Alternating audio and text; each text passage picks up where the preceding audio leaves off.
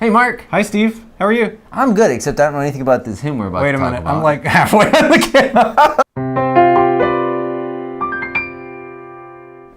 Hi, Mark. How are you, Steve? I'm good. How are you? I'm good. I'm doing well. Happy birthday to Ascension Prayer. It's been a year. It's 1 year. That's Can cool. you believe it? It's gone by like nothing. Like we've been in love. 52 weeks. So what's our hymn for this Sunday? Sunday? We match our shirts today. Okay, we're doing Lutheran Service Book 413. Oh, Wondrous Type. Oh, Vision Fair. What's a type? Like every time I think of that, I think of like typesetting or like a typewriter or something. Sure. Or Well, think but of that's the not type. Transfiguration. For all you Microsoft Word users, You transform the font or something. Think what of do the you do? types that you use for setting your fonts on a Right. given document. Right. So type would be like your archetype would be the full word, I think. Like the image of the thing that's the way it's supposed to be. Okay. The way it's supposed to be. You All know, maybe right. variations, but it's kind of, I think it's a Platonic thing, right? The essence of the thing is the type of the thing. So what does that have to do with Transfiguration then? Well, since it's Transfiguration Sunday this Sunday, I'm guessing it has to do with Jesus up on the mountain. He is shining. He's white, right? Glorious. What's all that about? O wondrous type, O vision fair, right? This is the picture of what man is supposed to be. Mm-hmm. Illumined by God's presence. You know, the Old Testament lessons from Exodus. Okay. And it's Moses having gone up to speak with God on the mountain. Right. Jesus is the new Moses. Yeah. He's already delivered the new law, right, on the Mount Sinai, or on the Sermon on the Mount, right? So there's all those correlations there. And Moses' face shone. Who's Jesus talking with in the Transfiguration? He's talking with Moses and Elijah. And so we definitely have a sense that something wondrous and fair is going on here. Yeah, well, and I like that second little part there. So the vision is of glory, right? I almost feel like they should have capitalized glory, like that would have been a pronoun for Jesus or something. But anyways, it's glory that the church may share. And I think it's neat that the hymnist here, or the translator, John Mason Neal, puts it in such a way that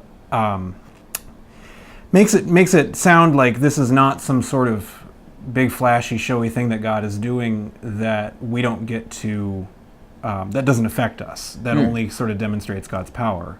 It's also sort of the symbolism of God saying, you know, listen to this guy, this is Jesus, you know, and yeah, you know what I mean? Absolutely. I mean, you used a word I don't really like, which is symbolism. Yeah, I know you don't like that word. Yeah, but sorry. it gets at a little bit of what type means. Here's maybe a good way to think about it. So we were talking about this in confirmation class last Sunday. It was Jesus' second coming. And when Jesus comes again, is he going to come the way that he came the first time?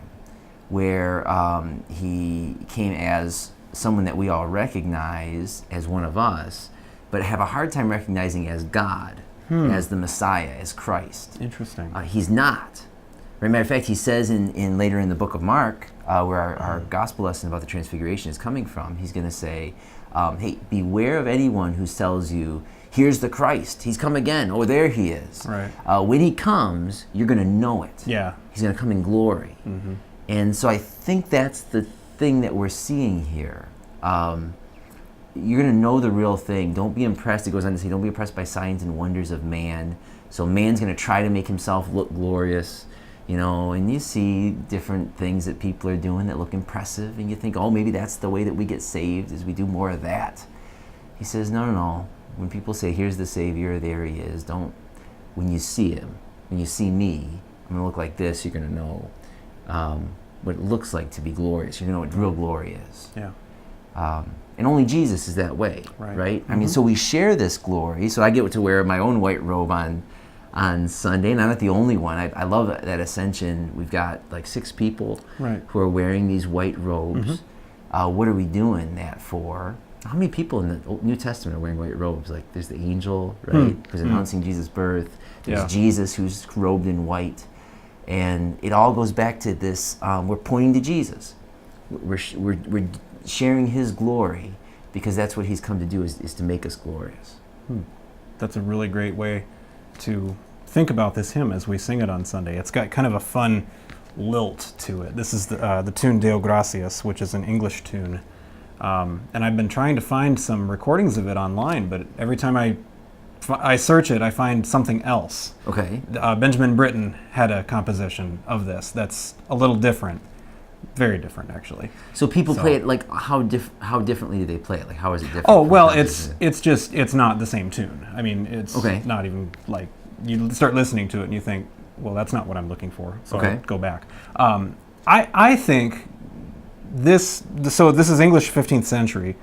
I have a feeling that this is supposed to be like some sort of I don't know if madrigal dance, is that the right word? But kind of that time period of sound where, we typically would sing it in about I think traditionally it would have been sung about 3 times faster. Greensleeves is another tune that goes that way. Greensleeves is what? Oh, right. What child is this? But I think traditionally that was like dum dum dum dum dum dum dum. Okay, sure, yeah. Right, with one of those little stringy instruments that they used to play it on. Yeah. Yeah. Yeah, one of those. See, we're a good team. We hold it down.